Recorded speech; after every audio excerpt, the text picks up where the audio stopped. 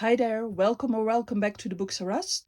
Today I am going to give you a quick flip through my reading journal of 2024. I already set up my reading journal for 2025 in another video, but this one will just be a quick throwback to what I was doing last year, which wasn't as complicated or as elaborate as what I am doing in 2025. So let me show you. I worked in an Archer and Olive notebook in a size A5. I had my name page and I kept it quite simple. Then here I just put a card down on this weird blank page that you always have in the beginning. And then I had this overview for the whole year. And here I had the intention of indicating how long I was reading each book, which I started off doing at the beginning of the year. And I was switching between these three colors, as you can see. But I didn't find this very functional. To me, I wasn't really paying attention to it, and as you can see, I dropped off around April. Then I started doing all my book reviews, but while I was doing those, I decided that I also wanted to make a list of all the books that I read this year, which I tried to put at the end of this book, but then I read more books, so I had to add more pages behind that list, as you will see when we come across that. Let me run you through all the books that I read last year. I read 87 in total. The first one was A Stroke of the Pen by Terry Pratchett. Started off with a book that I got last Christmas. Then I read Yellowface by R.F. Kuang because she was very much advised to me by friends, and I still have to read other books by her. I read Demon Copperhead by Barbara Kingsolver, which was very popular the past year. Brave New World by Aldous Huxley. I had never read this one, and I pride myself in reading some of the classics each year, and I do think that Brave New World can be considered a classic at this point. I read The 7-Year Slip by Ashley Poston, which was also very popular. Verity by Colin Hoover, which is the only Colin Hoover that I've read so far. Heartstopper Volume 5 by Alice Oseman, which to me was the weakest one in the series yet. Then we had The Wishing Game by Meg Shaffer, which I enjoyed very much. The Naturals by Jennifer Lynn Barnes, which is the first book of a series by her. Then Everything I Know About Love by Dolly Alderton. The Orange and Other Poems. I wanted to get into some more poetry, and this one was quite popular on TikTok. Where the Crawdads Sing by Delia Owens, also very enjoyable. Then I continued that series by Jennifer Lynn Barnes. I read Killer Instinct, All In, Bad Blood, and 12. None of This Is True by Lisa Jewell, which I also enjoyed very much. It was a very good thriller. The Unbearable Lightness of Being by Milan Kundera, which I didn't enjoy as much. On the Streets Where You Live by Mary Higgins Clark, which was kind of forgettable. Then it was time for Fourth Wing by Rebecca Yarros, and of course, at that time in the year, I could just continue and read Iron Flame as well. Then I read Cardigan Vampire by Brie Paulson.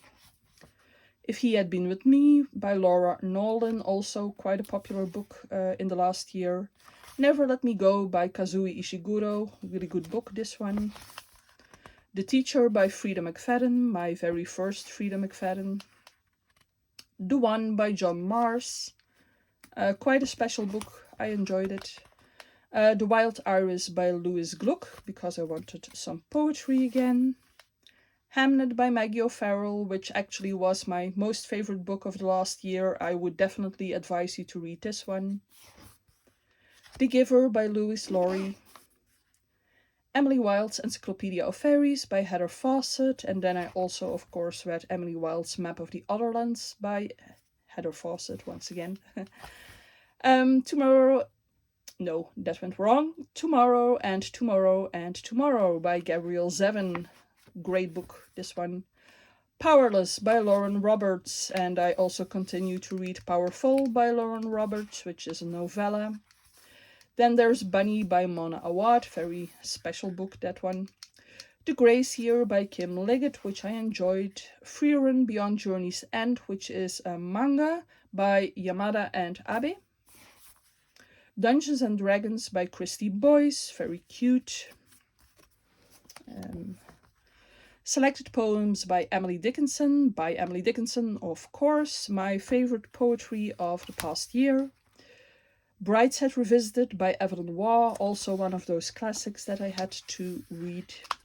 The Lady of Shalott by Lord Alfred Tennyson. Half a Soul by Olivia Atwater, also part of a series, and I continued by reading The Lord Sorcier and 10,000 Stitches. And I read the other one as well, but it will be in here later.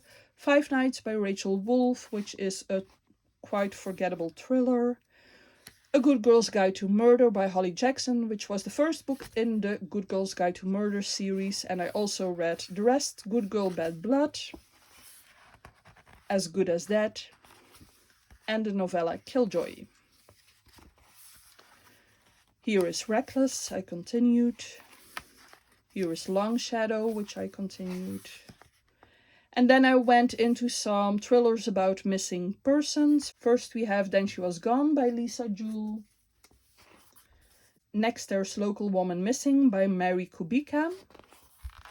And the third one was Pretty Girls by Karen Slaughter, which was my favorite one of those three. Next I turned to some romance novels. Not in Love by Ellie Hazelwood, which I didn't particularly like. Funny Story by Emily Henry, which was a lot better. And then Just for the Summer by Abby Jimenez, which was the best one out of the three for me. Another thriller, Look into the Mirror by Catherine Stedman. The Lost Story by Meg Sheffer. A Novel Love Story by Ashley Poston, which wasn't that great. I enjoyed it, but not as much as The 7 Year Slip. Next we have The Spell Shop by Sarah Beth Durst, which I enjoyed very much and I had not expected that. Then there was Tom Lake by Anne Patchett, which was my greatest disappointment of last year. Call Me By Your Name by Andre Ackerman, which was a great book, but it has some very special scenes in there. Lies We Sing to the Sea by Sarah Underwood. And then I turned to the Deadly Education series. No, it's called the Scholomans series, but the first book is called A Deadly Education by Naomi Novik. And then I continued with The Last Graduate and The Golden Enclaves. Then I turned to some whodunits. In My Dreams I Hold the Knife by Ashley Winstead was truly great. I enjoyed it a lot. Then we had The Maid by Nita Prose, which was a bit less interesting to me. How to Solve Your Own Murder by Kristen Perrin was quite alright. It was everything that you expect a detective or a whodunit to be. And then we had The 7.5 Deaths of Evelyn Hardcastle by Stuart Turton, which I enjoyed the most out of all these whodunits. After that I read some novellas, short stories for Halloween. We had The Graveyard Shift by ML Rio, The Haunting of Hill House by Shirley Jackson, The Girl in the Locked Room by Mary Downing Hahn, Hex by Jenny Fagan. And here I have that overview that I started. So as you can see, I here have an actual list with all the books that I read in the correct order that I read them, with the name of the author and the star rating that I gave them. And as you can see, I made this one too short and I had to add this page, which I probably have to tape in. I don't know if that is necessary, but I don't want to lose it either. And then I had to continue The Midnight Club by Christopher Pike. And then I read a great book, which was In Memoriam by Alice Wynne, which is an amazing book to read. From here on out, I had to tape in other pages. You can see that this was actually the last page of the book. The Seven Husbands of Evelyn Hugo was amazing. I enjoyed that one a lot. It is written by Taylor Jenkins Reid. A Study in Drowning by Ava Reid, which is also a great book. On Earth We're Briefly Gorgeous by Ocean Vuong, also a great book. I said it in another video, but the end of the year was really good for me. Piranesi by Susanna Clarke, also wonderful. The Invisible Life of Addie LaRue by V.E. Schwab. And then I was running out of place, so I decided to put books on one page only here. I read Small Things Like These by Claire Keegan and Where Snow Angels Go by Maggie O'Farrell. I read Father Christmas's Fake Beard by Terry Pratchett. I don't know why I decided to do this one on 2 pages. And then the last book that I read in 2024 was The Appeal by Janice Hallett, which was a really good whodunit as well. So that's it for me. I hope you enjoyed this video. If you did, give it a like, leave a comment. Please subscribe if you haven't done so already. It would mean a lot to me. And I hope to see you soon in another video. Bye!